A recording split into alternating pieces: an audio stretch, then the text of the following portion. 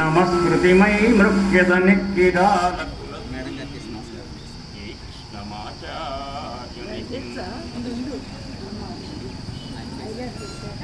FM mode.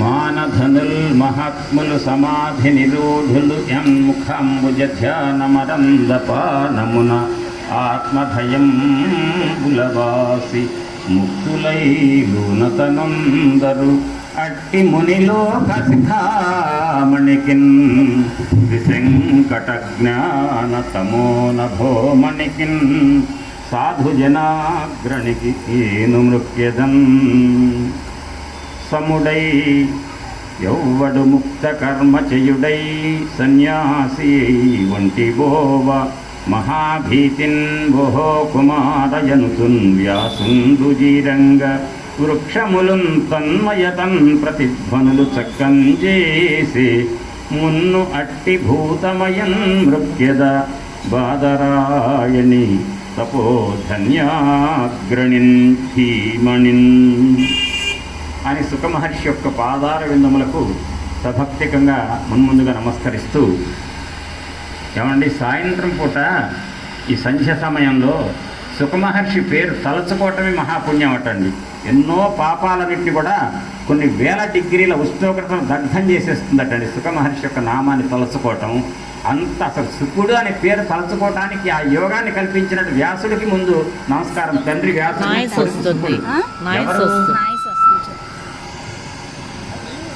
వ్యాస మహర్షి యొక్క పేరుతో పాటుగా వ్యాసుని యొక్క కుమారుడైన సుఖమహర్షి యొక్క పేరు తలుచుకోవటమే సాయం సమయంలో సంధ్యా సమయంలో మహాపాతకనాశనం. కాబట్టి ఆ సుఖమహర్షి పరమభక్తితో ఆయన నిరంతరము బ్రహ్మంలో రమిస్తుంటాడండి. అటువంటి సుఖుడు పరీక్షణ్ మహారాజు అంటే ఎవరు? అర్జునుడు యొక్క మనవడు. అర్జునుడు కొడుకు అభిమన్యుడు, అభిమన్యుడు కొడుకు పరీక్షణ్ మహారాజు. ఆయనకు ఫిబ్రవరి 15వ తారీఖు నాడు నేను బాబా గుళ్ళో చెప్పాను. సుఖమహర్షి వచ్చి పరీక్షణ్ మహారాజుకు భాగవతం మొత్తాన్ని వారం రోజుల్లో బోధించాడు. ఆయన పరమ మోక్షకాంక్షతో కూర్చున్నాడు, మోక్షం పొందాలనే తపన. అటువంటి సుఖమహర్షి యొక్క శిష్యుడైన పరీక్షణ్ మహారాజుకు సుఖమహర్షి బోధిస్తున్నటువంటి భాగవతాన్ని ఇవాళ మనం చెప్పుకోవటం. అయితే ఇక్కడ ఒక అనుమానం రావచ్చు, ఇవాళ హనుమత్ జయంతి కదా, హనుమత్ జయంతి అంటే హనుమంతుడి గురించి చెప్పుకోవాలి కదా, మరి దానికి ఏమైనా చెప్దామా అని అంటే, ఇంటి నుంచి బయలుదేరంగానే వెంటనే వాళ్ళు ఎదురొచ్చారు హనుమంతుడి భక్తులు, రామ భక్తులు, మనతో పాటు ఉన్న భక్తులు వచ్చారు, కూర్చొని చెప్పించారు కొంతసేపు హనుమంతుడి గురించి. సమగ్రంగా 7 రోజుల పాటు రోజు 2 గంటల పైన చెప్పుకున్నాం సుందరకాండ. నెల కాలం ఇంకా పూర్తిగా. రేపటికి ప్రారంభం చేసిన డేట్ రేపు 23 ఏప్రిల్. నెల తిరక్క ముందే అదే రామాలయంలో కృష్ణుడి గురించి చెప్పుకోవాల్సి వస్తుంది. ఎందుకు కృష్ణుడి గురించి చెప్తున్నాం అనేది అది మనకు అనవసరం, కానీ చెప్పేదానికి సమర్థన ఉండాలి కదా, సమర్థన ఉండాలి. ఇష్టం వచ్చినట్టు ఏది పడితే అది కాదు కదా. ఇక్కడ ప్రార్థన ఒక పద్యం చెప్తా. శ్రీయన గౌరినా బరగు చెల్వకు చిత్తము పల్లవింప భద్రాయుతమూర్తి అయి హరిహరంబగు రూపము దాల్చి విష్ణు రూపాయ నమ శివాయ అని పల్కెడు భక్తజనంబు వైదిక ధ్యాయిత కిచ్చమెత్సు పరతత్వము కొల్చదనిష్ట సిద్ధికిన్ అంటారు తిక్కనామార్చుల వారు. ఏంటంటే విష్ణు రూపాయ నమ శివాయ. విష్ణువు అంటే ఎవరు? రాముడు. శివుడు అంటే ఎవరు? ఆంజనేయుడు. ఇద్దరు అక్కడే ఉన్నారుగా లోపల. ఆంజనేయుడు శివస్వరూపమే కదా. సుందరకాండ నేర్చుకున్నాం, వారం రోజులు చెప్పుకున్నాం కదా. కాబట్టి రాముడు విష్ణువు, శివుడు ఆంజనేయుడు. విష్ణువుకి శివుడికి భేదం లేదు, ఇద్దరు ఒకటే. శివరాత్రి నాడు పార్వతీ కళ్యాణం చేస్తాం, శ్రీరామనవమి నాడు సీతారామ కళ్యాణం చేస్తాం. ఇద్దరు దేవుళ్ళే, ఒకే దేవుడి యొక్క 2 రూపాలు అనేటువంటి సంప్రదాయం మనది. అటువంటి సాంప్రదాయంలో విష్ణు రూపాయ నమ శివాయ అని పల్కెడు భక్తజనంబు వైదిక ధ్యాయిత కిచ్చమెచ్చు పరతత్వము కొల్చెదనిష్ట సిద్ధికిన్ అన్నారు తిక్కన గారు. అయితే అదే తిక్కన గారు విరాట పర్వం అని చెప్పి భారతంలో దాంట్లో ఒక మాట చెప్తారు, చాలా జాగ్రత్తగా వినండి. కొన్ని వేల గోవులు ఉన్నాయి విరాట్ రాజు. 12 సంవత్సరాలు వనవాసం చేశారు పాండవులు. అంటే మీరు అనొచ్చు, భాగవతం చెప్పమని చెప్పి పాండవులు అంటున్నారు ఏంటని. ఏం మాట్లాడకుండా వింటమే చెప్పింది. పాండవులు 12 సంవత్సరాలు వనవాసం చేశారు. 1 సంవత్సరం అజ్ఞాతవాసం. వనవాసంలో ఉన్న పాండవులు ఎవరికైనా కనపడవచ్చు, ఇటని తిరగచ్చు. అజ్ఞాతవాసంలో ఉన్న పాండవులు ఫలానా వాడని గుర్తించారంటే ఎవరన్నా అయిపోయింది, మళ్ళీ 12 సంవత్సరాలు వనవాసం చేయాలి. కాబట్టి అజ్ఞాతవాసంలో వాళ్ళు ఎవరనేది కూడా తెలవకూడదు, అంత రహస్యంగా దాక్కోవాలి. ఎక్కడ దాక్కున్నారు? విరాట్ రాజు కొలువులో దాక్కున్నారు. ఎవరు గుర్తుపట్టలేరు. నిజంగా భీముడు ఎంత ఎత్తుంటాడు, ఎంతలా ఉంటాడు అందరికీ తెలుసు. భూమండలంలో అంత పర్సనాలిటీ ఉన్నవాడు ఇంకెవరు లేరు. ఎవరన్నా చూస్తే ఆయన భీముడు అని గుర్తుపట్టచ్చు, అయినా గుర్తుపట్టలేనట్టుగా ఉన్నారు. అంత భగవత్ కృప వల్ల, కృష్ణుడి యొక్క అనుగ్రహం వల్ల అజ్ఞాతవాసంలో విరాట కొలువులో ఉన్నారు. విరాట కొలువులో ఉండే అజ్ఞాతవాసం అయిపోవచ్చిన సమయంలో కరెక్ట్గా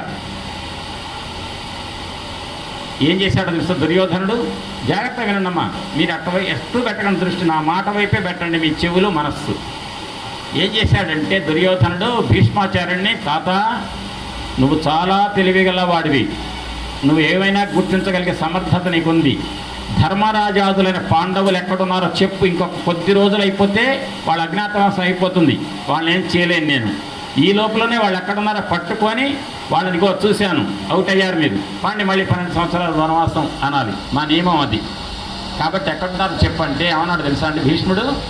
ఎక్కడైతే ధర్మం 4 పాదాల్లో నడుస్తుందో, ఎక్కడ బ్రాహ్మణులను సేవిస్తారో, ఎక్కడ పూజాధికాలు జరుగుతాయో, ఎక్కడైతే గోవులన్నీ ఆనందించబడతాయో, ఎక్కడైతే గోవులు మేపడానికి తగిన గడ్డి బాగా మొలుస్తుందో, ఎక్కడైతే నీతి నిజాయితీలు కాలం వెళ్తున్నాయో, ఎక్కడ అధర్మానికి తావు లేదో అని గొప్ప లక్షణాలు 18 చెప్పి, ఈ లక్షణాలన్నీ ఉండి 3 పువ్వులు 6 కాయలనే పంటలు పండుతూ దానం ఇచ్చేవాడి తప్ప తీసుకునేవాడు లేనటువంటి గొప్ప స్థితి ఏ రాష్ట్రంలో ఉంటుందో అక్కడ ఉంటారయ్యా ధర్మరాజాదులు అన్నాడు భీష్ముడు.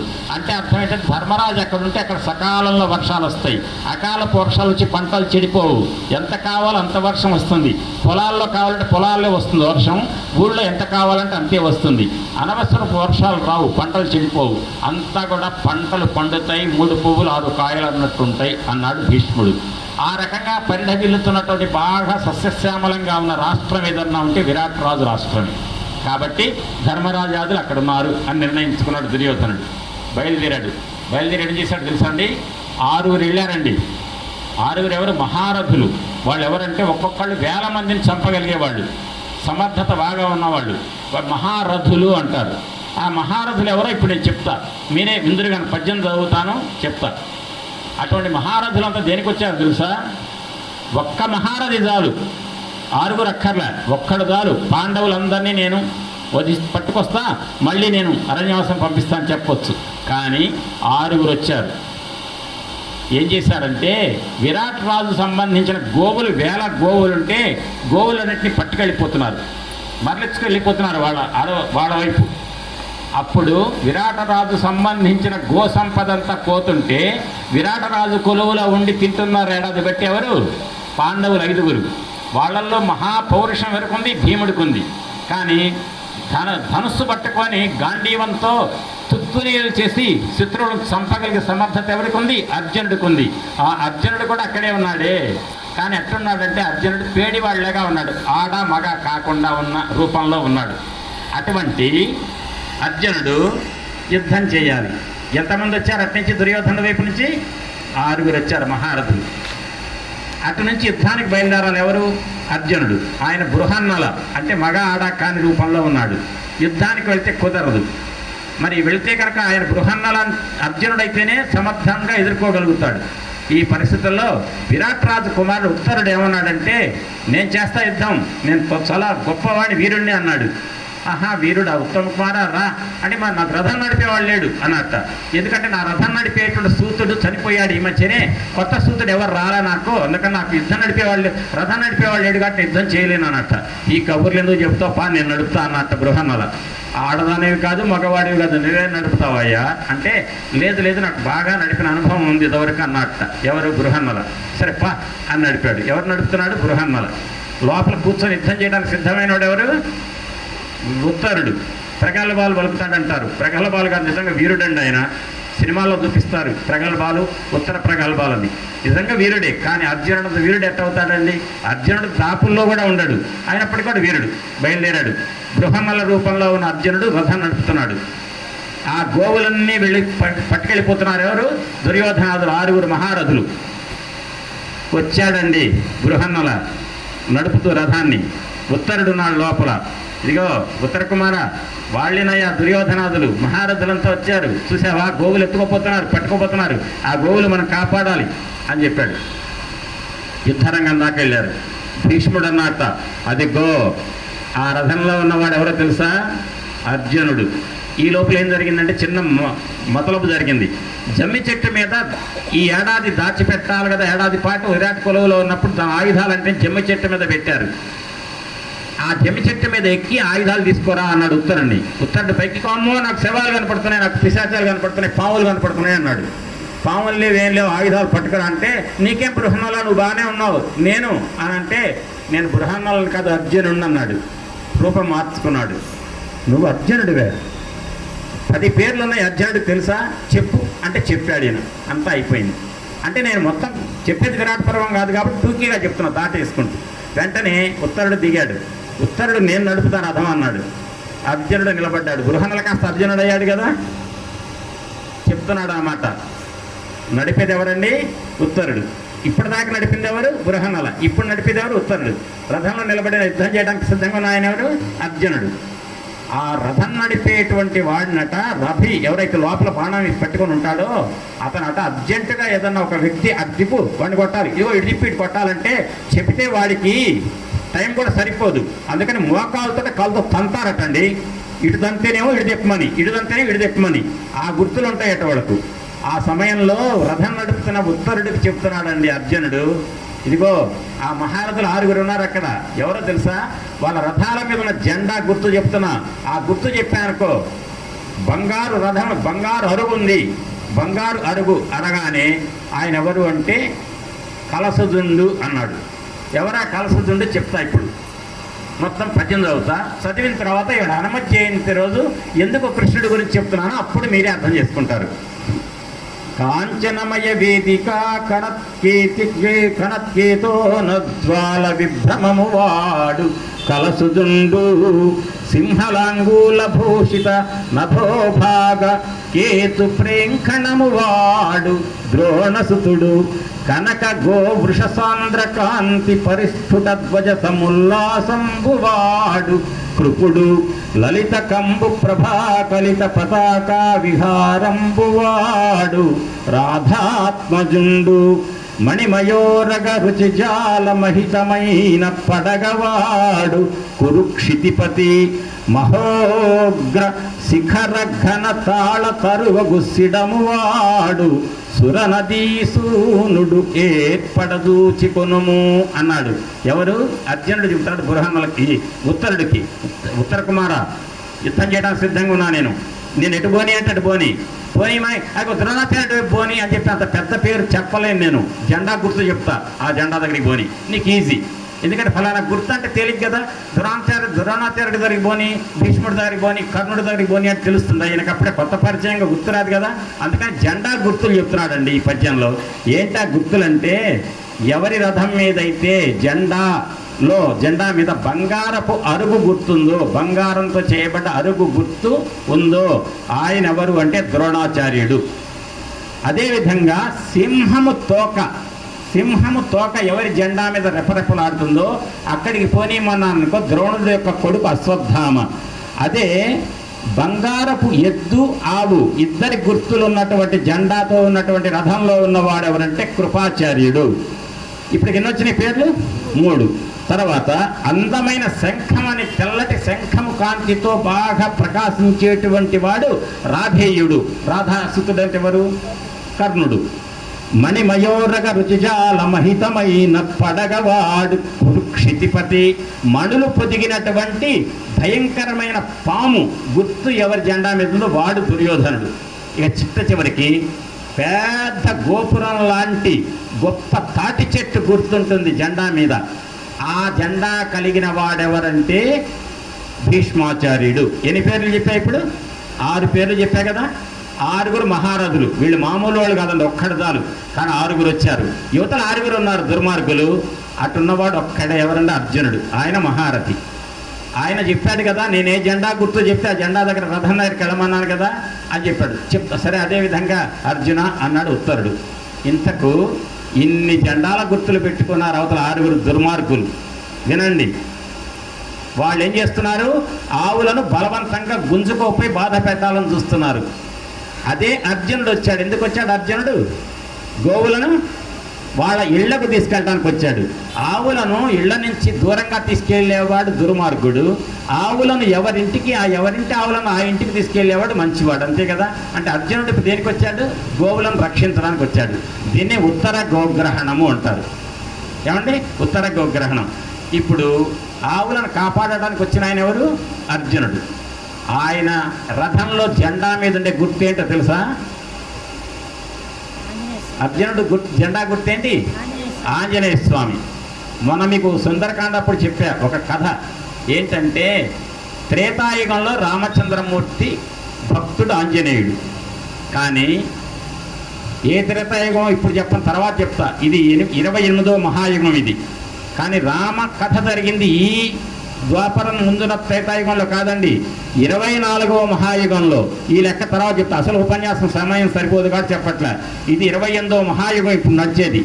దీనికి ముందు 27, అంతకుముందు 26, అంతకుముందు 25, అంతకుముందు 24వ మహాయుగంలో జరిగిన త్రేతాయుగంలో కథ ఈ రామ కథ. ఆనాటి ఆంజనేయుడు త్రేతాయుగాలన్నీ గడిచి ఈ 28వ మహాయుగంలో ద్వాపర యుగంలో పాండవులు కురుక్షేత్ర యుద్ధం చేస్తూ దుర్యోధనాదులంతా కూడా విరాట పర్వం జరిగింది. ఈ యుగంలో ఎన్నో యుగాల తర్వాత ఆంజనేయ స్వామి వారు గంధమాదన పర్వతాల్లో తపస్సు చేసుకుంటూ కూర్చున్నట్టు. ఆంజనేయుడు తోక బారుగా పెట్టాట అడ్డం. భీమసేనుడు గంధమాదన పర్వతానికి వెళ్ళాడు ఒక పని మీద. తోక అడ్డం వచ్చింది. కోతి యొక్క తోక దాటకూడదు, అపశకునం. అందుకని వానరా తోకది అన్నాడు. ఎవరు? భీముడు. భీముడు మాట్లాడితే పెద్ద పెద్ద పర్వతాలను చెట్లు తీసి కొడతాడు యుద్ధానికి. ఆయనకి పెద్ద శిలలు తీయటం పెద్ద పనేం కాదు. మనం ఒకే చిన్న రాయి తీసినట్టే ఆయనకి. అట్లాంటి భీముడు వానరా తోక అడ్డంది అనగానే, అయ్యా నాకు చేత కావటంలా, నువ్వే తీసుకో అయ్యా తోక అంటే, నేను తోక తీసేవాళ్ళకి కనిపిస్తున్నానా? నీ తోక నా వేలు కింద కూడా చిటికినేళ్ళ కింద పనికిరాదు అన్నట్ట. అయ్యా నాకు చేత కావట్లేదు, ఓపిక లేదు, ఆ తోక ఏదో అడ్డం తీశారు పక్కబడేసి వెళ్ళిపో అంటే, అంతే అంటావా వానరా అనుకుంటూ తీయబోయాడు. వేలు కాదు, 5 ఏళ్ళు కాదు, 2 చేతులు పెట్టినా రాలే. శక్తి మొత్తం పెట్టినా పైకి రావటంలే. అప్పుడు ఏం చేశాడు? నువ్వు మామూలు వానరుడు కాదు ఆంజనేయ, వాయుపుత్రుడు అయ్యా, నా అన్నవి హనుమా, నీకు నమస్కారం అన్నాడు భీమసేనుడు. అంటే వీరాధి వీరుడైనటువంటి భీమసేనుడు ఆంజనేయుడు కనపడగానే తోక కదిలించలేకపోయి గుర్తుబట్టి అన్నా అన్నాడు. అప్పుడు అన్నాడు, తమ్ముడు ఏం పని మీద వచ్చావు అంటే, గంధమాదన పర్వతంలో ఒక పని మీద వచ్చా. ఏం జరుగుతున్నది? ఏం లేదు అన్నా, మా పెదనాన్న కొడుకు దుర్యోధనాదులు మమ్మల్ని ఇబ్బంది పెడుతున్నారు, యుద్ధం ఉంది త్వరలో, మరి ఏంటి మా పరిస్థితి చాలా దయనీయంగా ఉందంటే, తమ్ముడు రమ్మంటావు, కేత వేసేయమంటావు, అయిపోతుంది. రావణాసురుడు వాళ్ళని ఊరికి వంటి చేత వేస్తే చాలామందిని 80,000 మంది రాక్షసుల్ని 1 నిమిషాల్లోనే కొట్టేశారు. అనగానే వద్దు అన్నయ్య, ఎందుకంటే మాకు వాటాలు పంచుకున్నాం మేము. ఏంటంటే నేనేమో ఫలానా వాడిని చంపాలి, దుర్యోధనుడిని నేను చంపాలి తొడరకు కొట్టి, అదే రకంగా దుశ్శాసనుని రొమ్ము చేల్చాలి, మా అన్నయ్య మా తమ్ముడు అర్జునుడేమో ఆయన చంపాలి. ఇట్లా మా వాటాలు పంచుకున్నాం, చంపాలి, లెక్కేసుకున్నాం, దాని ప్రకారం మేము చంపాలి కదా, మళ్ళీ మా అన్నయ్య మా తమ్ముడు అందరు ఫీల్ అవుతారు, అందుకని మేమే చేసుకుంటాం ఆ పని అంటే. మరి నీ తమ్ముడు ఎట్లా, నేను నా సహాయం తీసుకోండి, నేనే మీ అన్నయ్యని కదా అంటే, అన్నయ్య ఒక పని చేయరాదు, మా తమ్ముడు అర్జునుడి యొక్క రథం జెండా మీద నువ్వు ఉండరాదు అంటే, తప్పకుండా ఉంటా అని చెప్పి అర్జునుడి యొక్క జెండా మీద, అది రథం మీద ఉన్న జెండాలో ఆయన ఉన్నాడు. అది ఉట్టి బొమ్మ కాదు. ఇప్పుడు 6 చదివే పద్యం అవి బొమ్మలు, కానీ అర్జునుడి యొక్క రథం జెండా మీద ఉన్నటువంటి బొమ్మ కాదు, నిజంగా ఆంజనేయుడే. అంటే సింహనాదం చేస్తాడు ఆంజనేయుడు. ఎక్కడ అర్జునుడు రథం రాగానే సింహనాదం చేసేది అర్జునుడు ఉదే శంఖాలు కాదు. అక్కడ నిజంగా ఆంజనేయ స్వామి వారు అర్జునుడు ఉన్న రథంలో జెండాల్లో ఉంటాడనమాట. ఇప్పుడు చెప్పండి, అర్జునుడు దేనికి వచ్చాడు? గోవులను కాపాడటానికి వచ్చాడు. గోవులను కాపాడేవాడు అక్కడ ఉన్నాడా లేదా? రథంలో, అర్జునుడు రథంలో. ఎప్పుడు? కురుక్షేత్రంలో. ఇది అయిపోయింది. ఉత్తర గోగ్రహణంలో మొత్తం మీద వచ్చాడు అర్జునుడు, ఆ గోవులను కాపాడాడు, అయిపోయింది. ఆ సందర్భంలో వచ్చిన 6 యొక్క రథాల జెండాల మీద ఉన్న గుర్తులు చెప్పామే, అవి నిజంగా గుర్తులు, డిజైన్లే. కానీ కురుక్షేత్ర యుద్ధంలో నిజంగా అర్జునుడు ఉన్న రథంలో రథాన్ని నడిపేవాడు ఎవరు? అర్జునుడికి రథాన్ని నడిపేవాడు ఈయన. అర్జునుడు రథం నడిపేవాడు ఈయనక పార్థసారథి. ఆ అర్జునుడు రథంలో జెండా మీద ఉన్న ఆయన ఎవరు? ఆంజనేయుడు. అంటే ఆయన ఎవరు? ఆంజనేయుడు ఎవరు? శివుడు. రథం నడిపేవారెవడు? విష్ణువు. అంటే శివుడు, కేశవుడు ఇద్దరు ఉన్నారండి అర్జునుడు రథంలో, గుర్తుపెట్టుకోండి. అందుకే విష్ణు రూపాయ నమ శివాయ అని పల్కెడి భక్త జనంబు వైదిక ధ్యాయిత కిత్సమెచ్చు పరతత్వము కొల్చెద నిష్ట సిద్ధికిన్ అన్నాం కదా. అంటే అర్థం ఏంటంటే, అర్జునుడు ఎందుకు కురుక్షేత్ర యుద్ధంలో దుర్యోధనాదులు 11 అక్షౌహిణుల సైన్యం, అదే పాండవుల అక్షౌహిణులు 7 అక్షౌహిణులే. దుర్యోధనాదులు 11 అక్షౌహిణుల సైన్యం. ఎంత పెద్ద సైన్యం అయినా గెలవల. కారణం ఏంటంటే, అర్జునుడు ఏంటంటే వీరాధి వీరుడికి నడిపేవాడు కృష్ణుడు, జెండా మీద ఉన్నవాడు ఆంజనేయుడు అంటే శివుడు. అంటే శివుడు, కేశవుడు ఇద్దరిని తన రథంలో పెట్టుకొని శివకేశవ బలం పెట్టుకున్నాడు అర్జునుడు. చెప్పండి ఇప్పుడు, చెప్పండి. జెండా మీద ఉన్న ఆయన ఎవరు? ఆంజనేయుడు. రథం నడిపే ఆయన ఎవరు? కాబట్టి ఆంజనేయుడు జయంతి నాడు అర్జునుడిని విజయుడిగా చేసినటువంటి వాడు ఎవరండి? కృష్ణుడు. కానీ ఈ విజయానికి తోడ్పడిన పెద్ద ఆయన ఎవరు? జెండా మీద ఆంజనేయుడు. హనుమంతుడి జయంతి నాడు మనం అప్పటికే 7 రోజులు ఇక్కడ సుందరకాండ హనుమంతుడి గురించి చెప్పుకున్న తర్వాత ఆంజనేయ స్వామి రైల్లో ప్రయాణం ఇద్దరు చేస్తున్నారు. మీరు మందలపల్లి వాళ్ళు ఇద్దరు ప్రయాణం తీర్థయాత్రకు వెళ్తున్నారు. ఇద్దరిలో ఏదన్నా ఒక పైటం దొరికింది. ఒకళ్ళు దొరకగానే నేను తింటాలే, నువ్వు తినకపోతే పర్లేదు అంటారు. ఎవరన్నా దొరికిందని చేసాకం చేసుకుంటారు కదా. అట్టనే అర్జునుడు యొక్క రథంలో గెలిపించిన దేవతా శక్తులు 2 ఉన్నాయి. ఒకటి ఆంజనేయుడు, ఇంకోటి కృష్ణుడు. ఆంజనేయుడు ఏమనుకుంటాడు? నా గురించి 7 రోజులు చెప్పించుకున్నారుగా మందలపల్లి ప్రజలారా, ఆ రథం నడిపాయన ఉన్నాడు కదా, జెండా మీద నా గురించి 7 రోజులు చెప్పుకున్నారు, మరి నడిపాయన ఎవరు? ఆయన గురించి చెప్పుకోరాదండి నా జయంతి నాడు అని చెప్పేసి అని ఆయన ఆజ్ఞ ఇచ్చాడు. అర్థమైందా? కాబట్టి కృష్ణుడి గురించి ఆంజనేయ స్వామి నాడు హనుమత్ జయంతి నాడు చెప్పుకోవడం న్యాయమేనా? ఈ రకంగా అటువంటి కృష్ణ పరమాత్మ జననం గురించి ముందు చెప్పుకుందాం. ఎందుకంటే కృష్ణ జననం ఇవాళ హనుమత్ జననం కదా, కృష్ణుడి జననం ఏంటంటేనండి, కంస మహారాజు మహావీరుడు, తన చెల్లెలు దేవకీదేవి.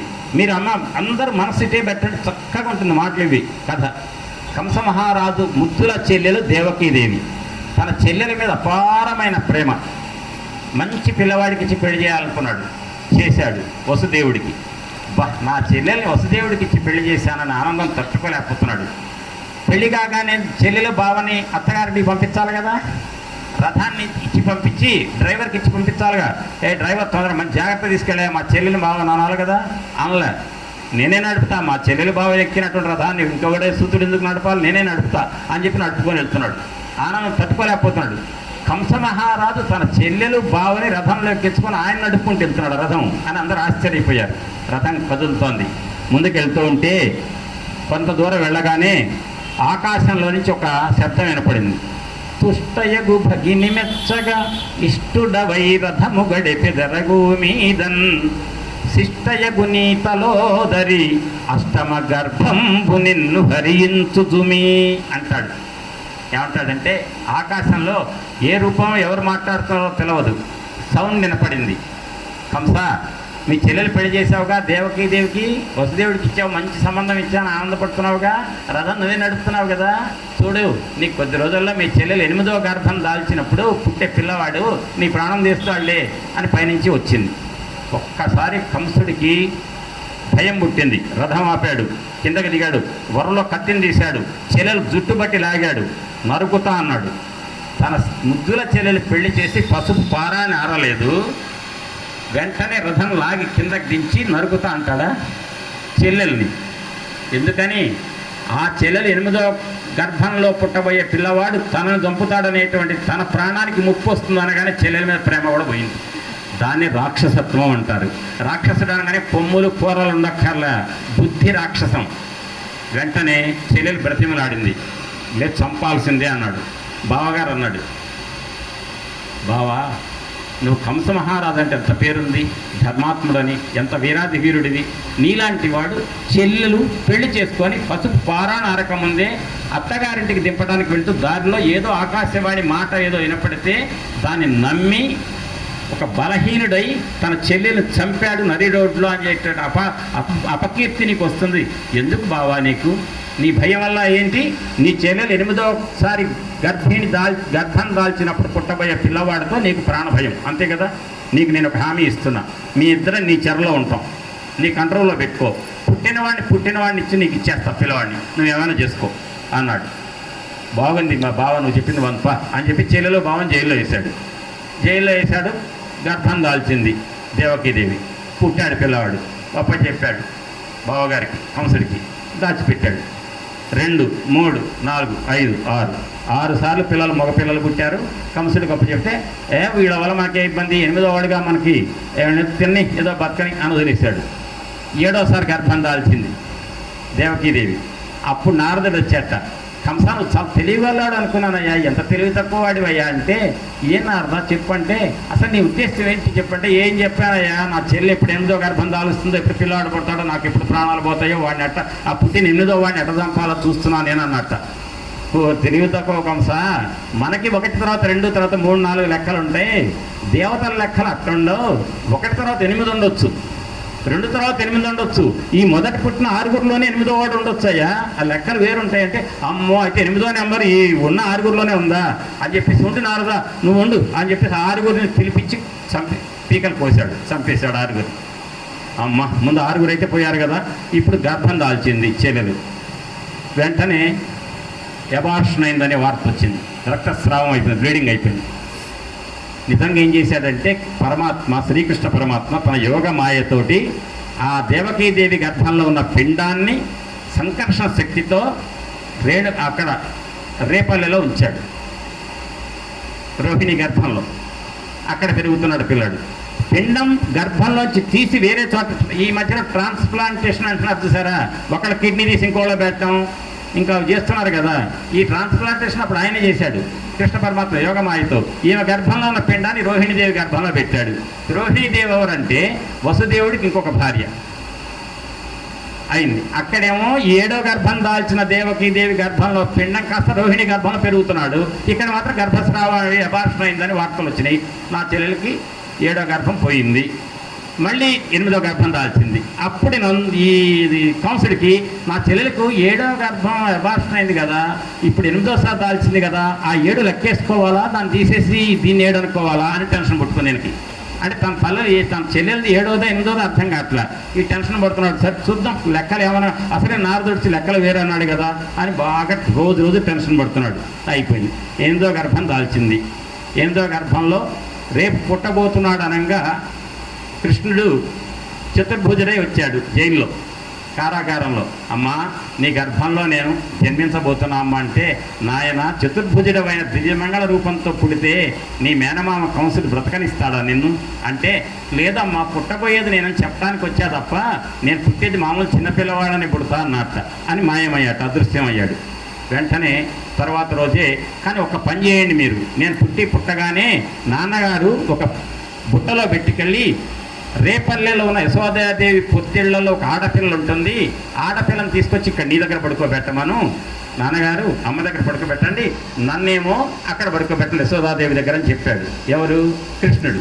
అదృశ్యమయ్యాడు. మరోజు ప్రసవం అయింది, మగ పిల్లవాడు పుట్టాడు.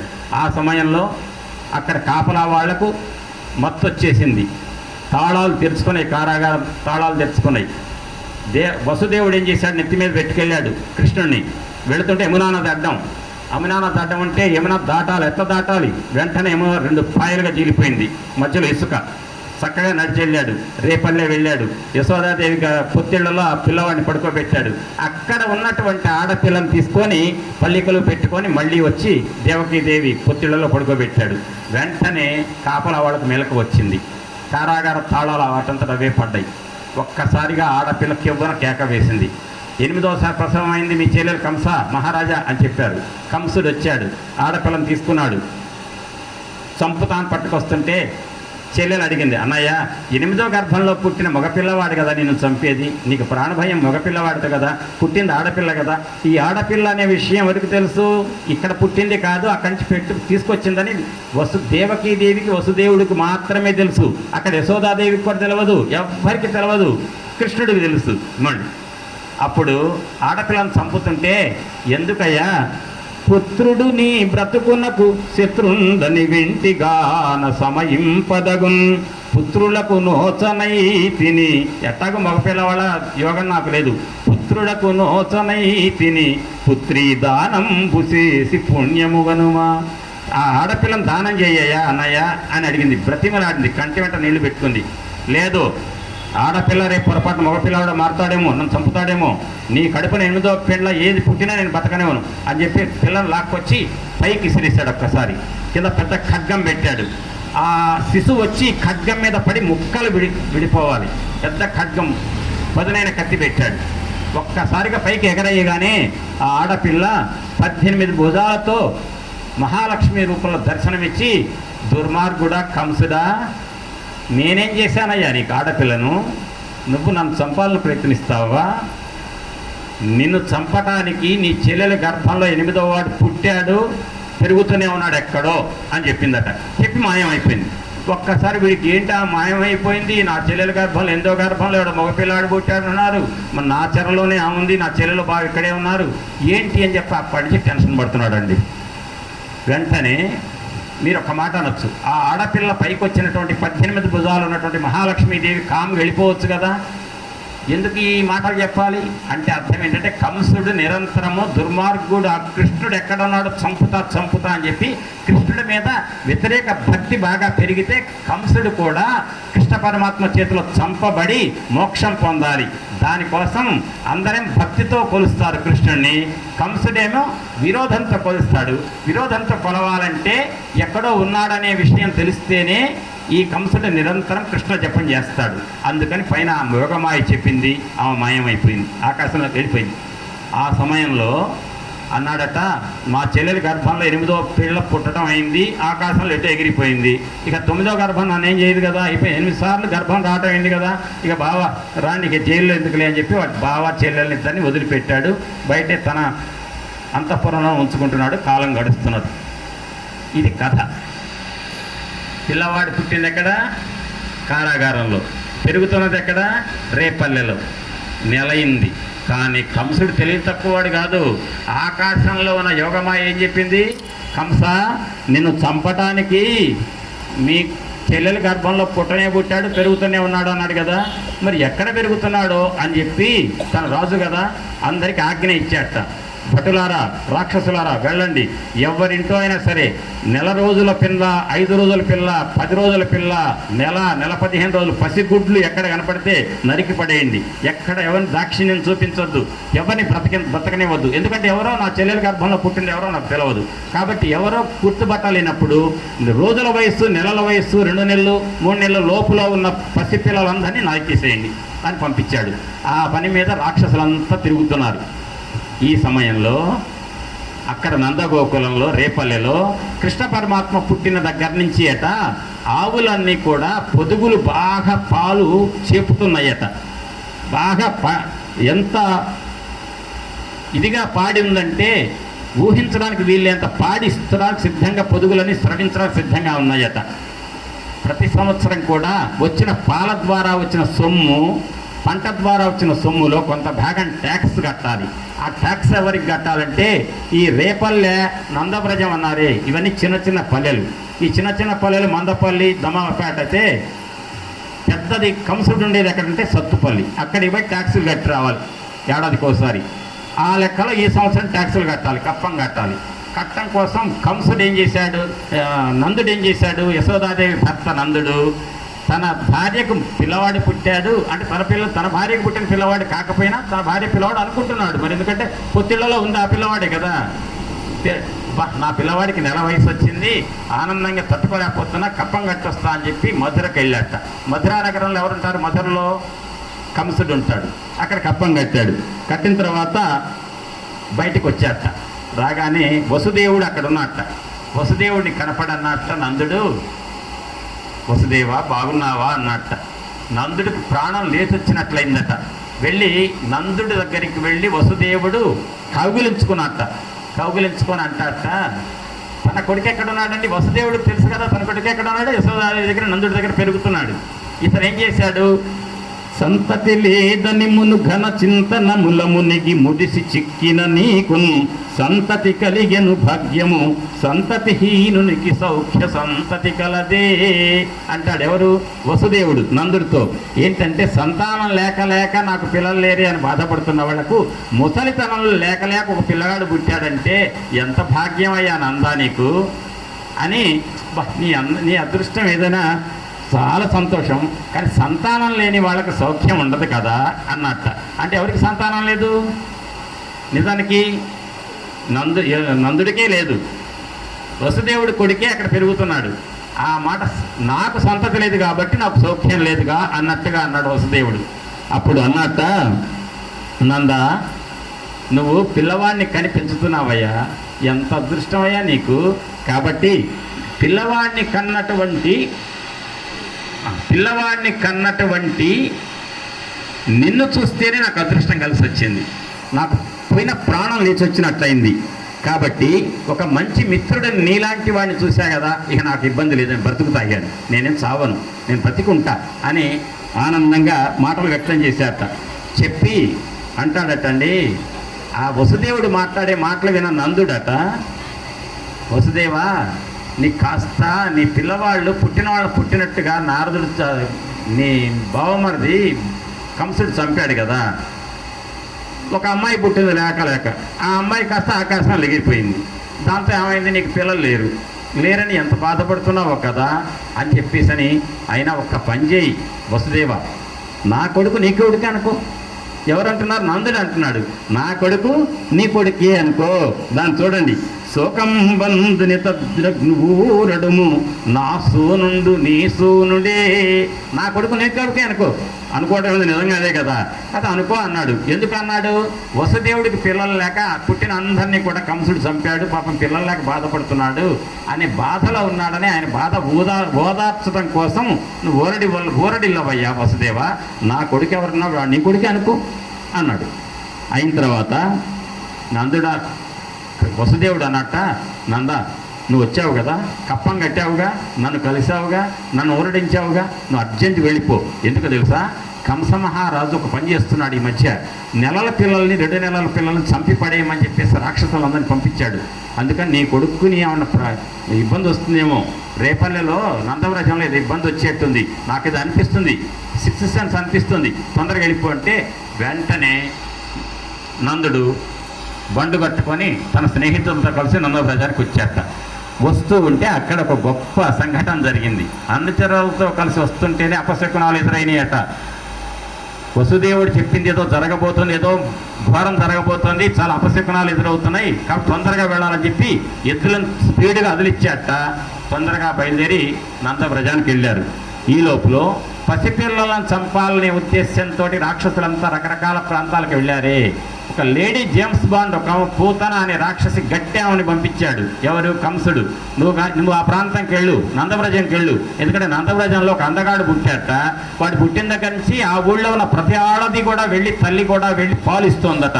అంటే తన పాలు తన పిల్లలకు కాకుండా ఆ పుట్టినటువంటి నందుడి కుమారుడికి ఇస్తున్నారట. వాడి దగ్గర ఏదో అందం ఉందట బాగా, కాబట్టి ఆ ప్రాంతంకి నువ్వు వెళ్ళు అని చెప్పి పూతన్న పంపించారట. పూతన అక్కడికి వెళ్ళింది.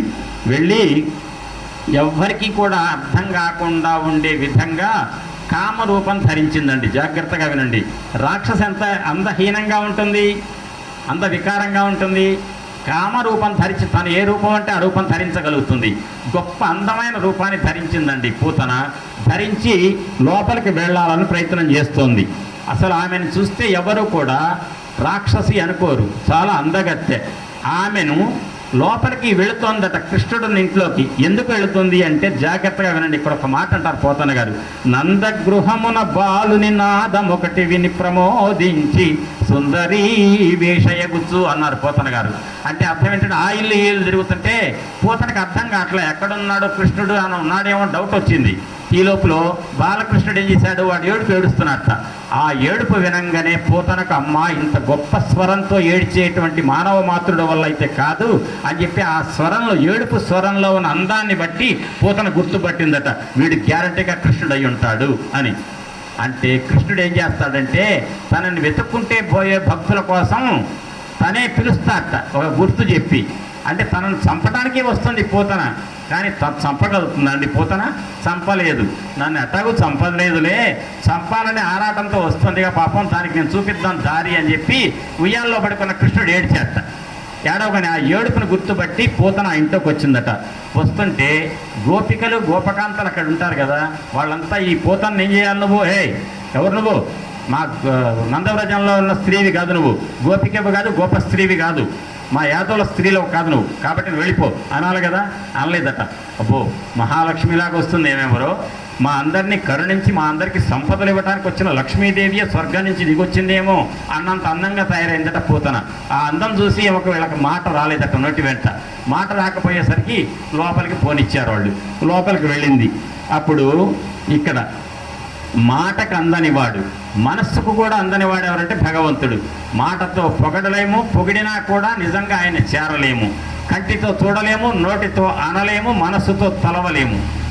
అటువంటి భగవంతుడైన కృష్ణ పరమాత్మ దుష్ట శిక్షణ సంహారంతో వచ్చాడు.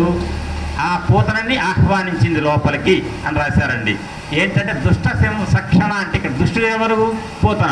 పూతన సంహారంతో బాలకృష్ణుడు 1 నెల పిల్లవాడిగానే ఉండే ఒక నెల పిల్లవాడు ఎట చంపుతాడండి, ఎట చంపుతాడు చూద్దాం. చంపడానికి సిద్ధమయ్యాడు. మొదటి సంహారం కృష్ణుడు చేసిన మొదటి దుష్ట శిక్షణ ఏదంటే పూతన మీద. కాబట్టి పూతన లోపలికి వచ్చింది. రాగానే ఆ అందాన్ని చూసి అందరూ కూడా మోహించారు. నువ్వు వద్దు, మా పిల్లవాడికి చనుపాలు ఇవ్వద్దు, నీ దగ్గర తాగడు, దించు అన్నారట. ఎవరు? గోపికలు, గోపబాలురు, యశోద. అంటే వాళ్ళని ఎంత వెరైటీగా చూసిందట. ఆ చూపులకు మైకంలో పడ్డారట ఆడవాళ్ళంతా. ఊరుకున్నారట. వెంటనే పిల్లవాడిని తీసుకొని చను నీకు గుడుపజాలెడు చనువారలు లేరు నీవు చనవలననుచున్ చనుగుడిపి మీద నిలుకడ చనుదాననంగా వేట్క చనుగుడుపన్. అంటే చన్ను గుడపటానికి, స్తన్యం ఇవ్వటానికి రారా నాయన, నీతో చనుబాలు తాగిస్తా, హాయిగా నీకు పాలు తాగిచ్చిన వెంటనే నేను వెళ్ళిపోతా అంటుందట ఈ పద్యంలో. పోతన గారు ఏమంటారు తెలుసు అక్కడ ప్రత్యేకంగా, చనుబాలు ఇచ్చిన కృష్ణుడికి ఇవ్వగానే నేను వెళ్ళిపోతానంటే నీకు చనుబాలు ఇస్తే నా ప్రాణం పోతుందిరా బాబు, నేను పైకి వెళ్ళిపోతా అని చెప్పడం అట అంతరార్థం. ఆ రకంగా అన్నదటండి చనుబాలు త్రాగమని. అప్పుడు మళ్ళీ అంటున్నారట, చనుబాలు తాగిస్తా అని చెప్పి అంటావేంటి మా అబ్బాయికి, నీ దగ్గర పాలు తాగడు. వనిత ముట్టకుమమ్మ చన్ను గుడుపన్వదమ్మ నీ చన్ను మా తనయుండొల్లడు, నా కుమారుడు నీ చనుబాలు తాగడు అని యశోదాదేవి గట్టిగా అన్నదట. అన్నా కూడా యశోదాదేవి చెప్పిన మాటలు ఏమాత్రం లెక్క చేయకుండా వెంటనే తీసుకుందట బాలకృష్ణుడిని.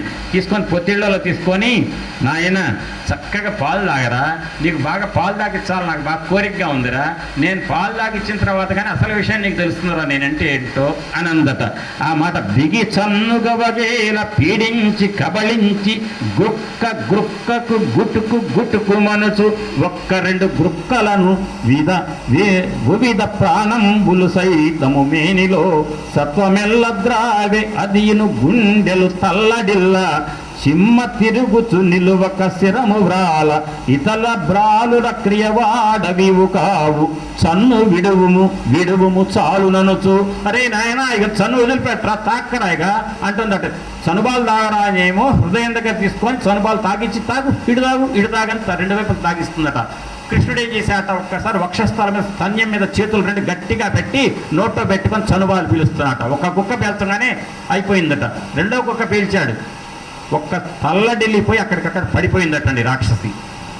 అంటే చనుబాలు ఇచ్చి చనుబాలు ఆ స్తన్యాలకు విషం పూసుకొని వచ్చింది పూతన. తన లోపల నుంచి వచ్చే చనుబాలతో పాటు విషం కూడా లోపలికి వెళ్తే బాలకృష్ణుడు విష ప్రయోగం జరిగి చచ్చిపోవాలి బాలకృష్ణుడు. అదే ఆమె ఆలోచన.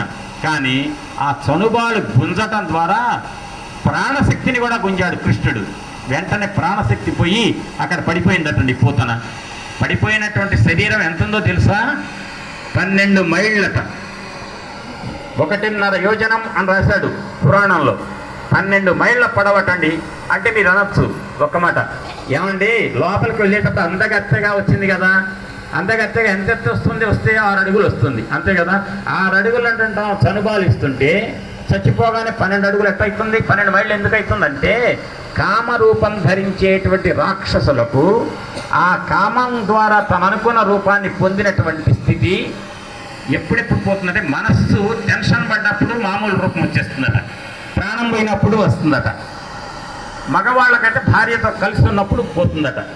అది సుందరకాండలో కూడా చెప్పాను మీకు. రావణాసురుడు 10 కిరీటాలు లేవు, పడుకొని పక్క మీద ఒక కిరీటంతో ఉన్నాడని. అంటే కామరూపం ధరించిన వాళ్ళు టెన్షన్ పడ్డా ప్రాణం పోయినా మామూలు ఒరిజినల్ రూపం వస్తుంది. ఇప్పుడు ఏమో ప్రాణం పోయింది కాబట్టి ఏ రూపం రావాలి? ఒరిజినల్. కాబట్టి అందగత్తెలాగా ఉన్నటువంటి ఆ కామరూపం పోయి నిజమైన రూపంతో శరీరం పడిపోతుంది. కళేబరం 12 మైళ్ళు.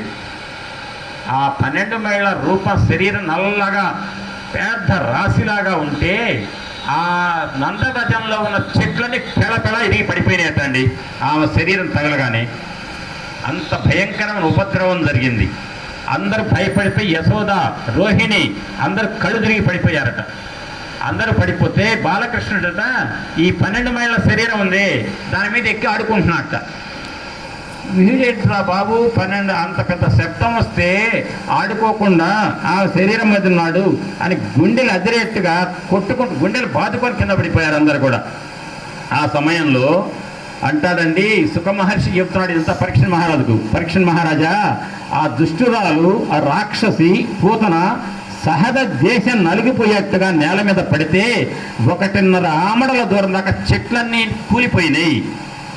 ఆ సమయంలో ఆ పిల్లవాడు బాలకుమారుడైన బాలకృష్ణుడు పూతన కళేబరం మీద ఆడుకుంటున్నాడు అని చెప్పి అక్కడ ఒక మాట చెప్తారండి పోతన గారు. వినండి అందరూ ఎంత బాగుంటుందో. విషధారది పుగ్గమనునికి విషగళ సఖునికి విషభవ భవ జనకునికి విషకుచను విషముగునుట విషమే తలపన్ అంటారు పద్యం. ఎంత బాగుంటుందంటే విషధరది పుగ్గమనుకి విషధర అని విషాన్ని కంఠంలో ధరించింది ఎవరు? శివుడు. విషధర రిపు గమనునికి అంటే విషాన్ని కంఠంలో ధరించింది ఎవరంటే ముందు ధరించింది పాములకు. ఆ పాములకు శత్రువు ఎవరు? గరుత్మంతుడు. పాములకు శత్రువు గరుత్మంతుడు. ఆ గరుత్మంతుడిని వాహనంగా పెట్టుకున్న ఆయన ఎవరు? విష్ణువు. కాబట్టి కృష్ణుడు ఎవరు? విష్ణువు. అంటే విషధరదిపు గమనునికి విషాన్ని కడుపులో పెట్టుకొని ఒళ్ళంతా విషమే ఉండేటువంటి పాములకు శత్రువైన గరుత్మంతుని వాహనంగా పెట్టుకున్న వాడికి అయిపోయింది. విషగళ సఖునికి అంటే విషాన్ని కంఠంలో పెట్టుకున్నాడు ఎవరు? శివుడు. ఆయనకు సఖుడు అంటే ఫ్రెండ్ ఎవరు? శివుడికి ఫ్రెండ్ ఎవరు? ఈశ్వరువాచ. ఈశ్వరుడు చెప్పాడు శ్రీరామ రామ రామేతి రమే రామే మనోరమే. రామనామం 3 సార్లు అంటే విష్ణు సహస్రనామం చదివినట్టే నాకు అంత ఇష్టం రాముడు అంటే అని చెప్పిన ఆయన ఎవరు? ఈశ్వరుడు. శివుడు. అంటే శివుడికి ఫ్రెండ్ ఎవరు? విష్ణువు. కాబట్టి విషగళ అంటే గళంలో విషం పెట్టుకునే ఆయనకి సఖుడు అంటే ఫ్రెండ్ ఎవరైనా విష్ణువు. విషగళ సఖునికి ఇంకొకటి విమల విష చెయ్యనునికి. విమల విషము అంటే ఇంకొక అర్థం ఏంటంటే నీరు అని ఉంది. బాగా నిర్మలంగా ఉన్న నీళ్ల మీద హాయిగా పడుకుంటారట. నిర్మలంగా ఉన్న నీళ్ల మీద నిద్రపోయాయని ఎవరు? విష్ణువే. తెలుసుగా మీకు. అఖండ జలతత్వం నిర్మలమైన నీళ్లలో బొటనవేలు నోట పెట్టుకొని వటపత్ర సాయిగా నిద్రించేది ఎవరు? విష్ణువే. కాబట్టి ఆ విమల విష శయనునికి ఆ విమలంగా అంటే నిర్మలంగా ఉన్న నీళ్ల మీద నిద్రించేవాడికి అంటే విష్ణువుకి. ఈ 3 విష్ణువేగా చెప్పిన మాటలు. తర్వాత విషభవ భవ జనకునికి అంటే విషం పుట్టింది ఎక్కడ? విష అంటే నీరు, భవ అంటే పుట్టడం. నీళ్ళలోంచి పుట్టేది ఎవరు? పద్మం. దాని నుంచి పుట్టేది ఎవరు? బ్రహ్మ. ఆ బ్రహ్మకు తండ్రి ఎవరు? విష్ణువు. కాబట్టి విషభవ భవ జనకునికి అంటే బ్రహ్మగారి యొక్క తండ్రి అయిన విష్ణువు. విషకుచ చను విషము గొనుట విషమే తలపన్. ఇటువంటి విష్ణుమూర్తికి విషం పాలు తాగటం పెద్ద విషమా, పెద్ద విషయమా అంటున్నాడు అనమాట. అటువంటి కృష్ణుడి దగ్గర ఈ నాటకాలు, విష్ణుమూర్తితో ఈ వేషాలు, విష్ణుమూర్తిని ఏ విషం కానీ ఏది చేయలేదు, దేనైనా హరించగలుగుతాడు, దేనైనా ఎదుర్కోగలుగుతాడు అని చెప్పగానే ఇంకొక మాట చెప్తారు పోతన గారు అక్కడ.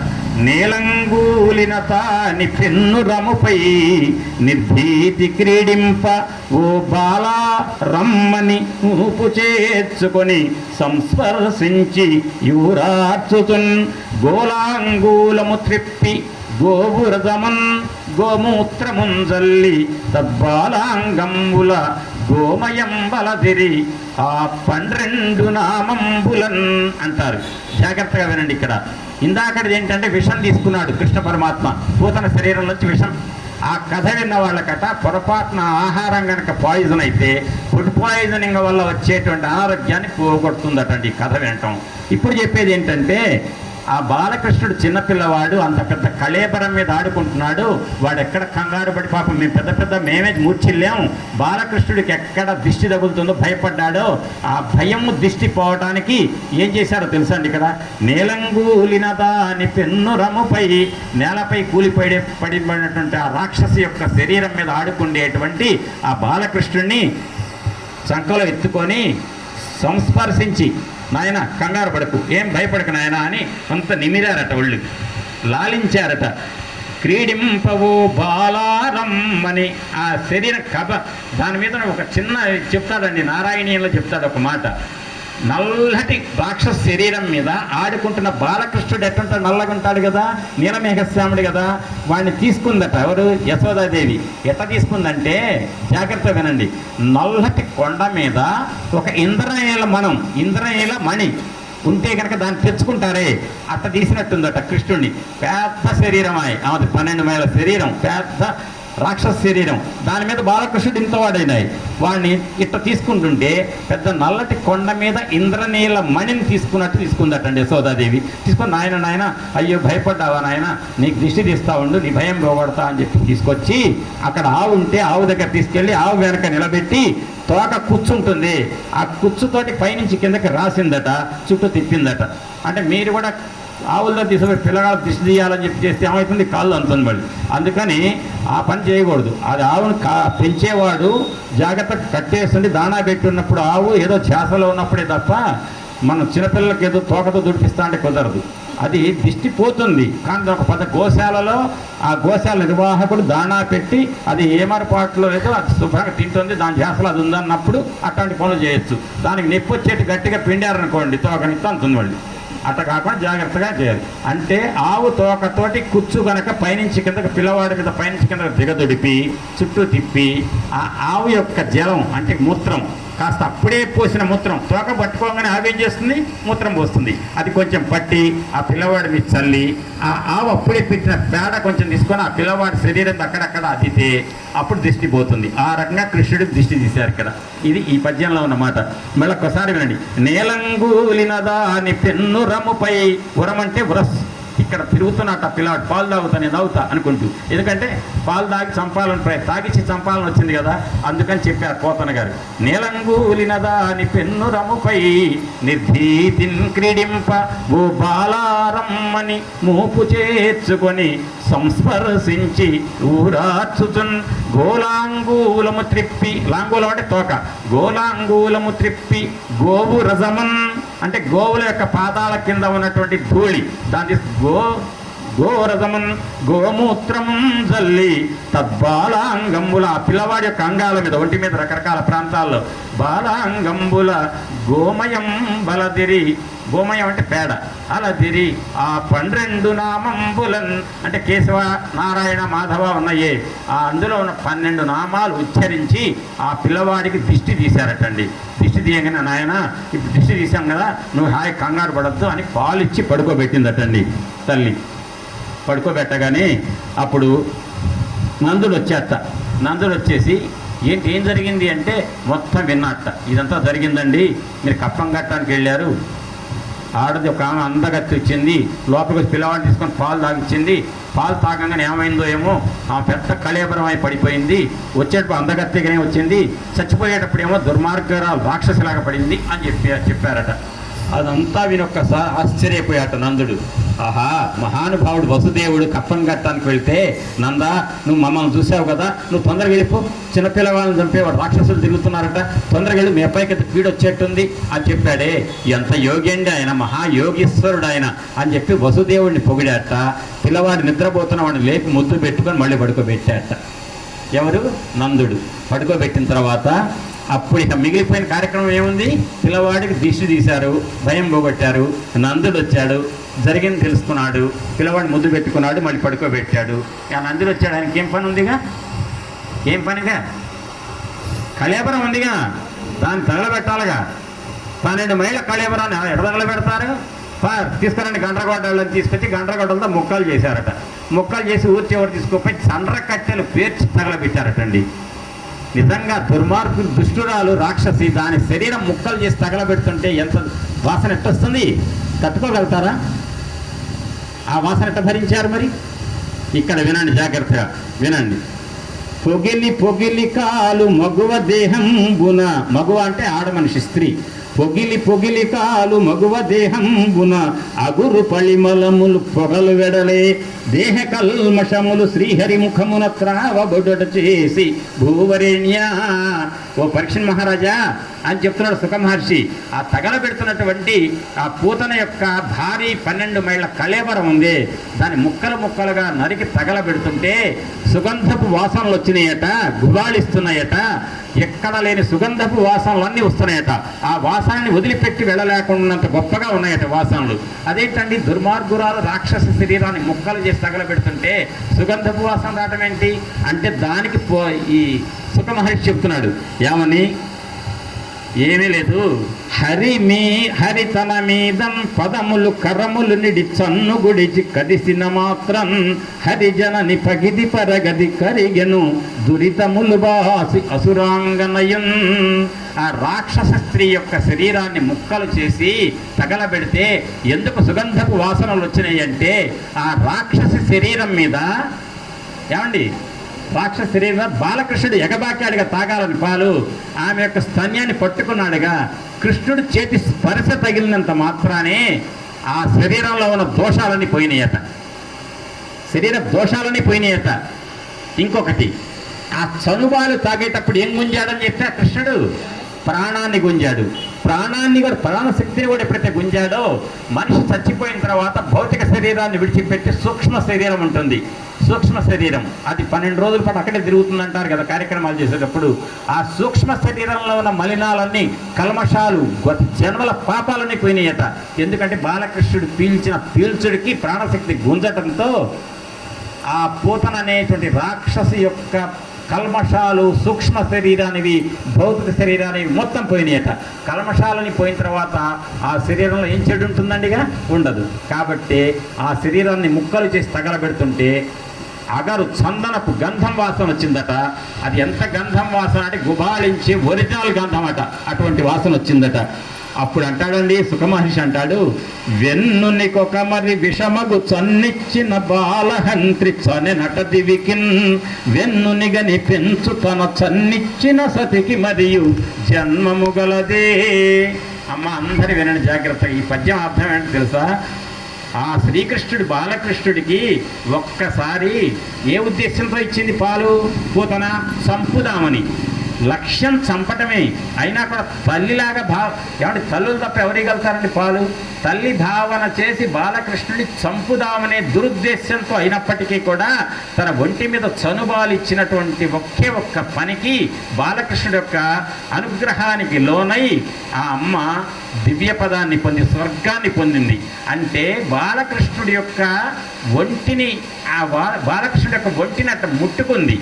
బాలకృష్ణుడు ఆమె ఒంటిని ముట్టుకున్నాడు, స్పర్శ తగిలింది. బాలకృష్ణుడు యొక్క స్పర్శ తగిలినంత మాత్రానే ఆ శరీరం తగలబడుతుంటే గంధపు వాసన వచ్చింది. అదే ఆ బాలకృష్ణుడు పీల్చిన పీల్చుడికి ప్రాణ శరీరం కూడా మలిన రహితం అయిపోయింది, మలినాలన్నీ పోయినాయి. ఆ రకంగా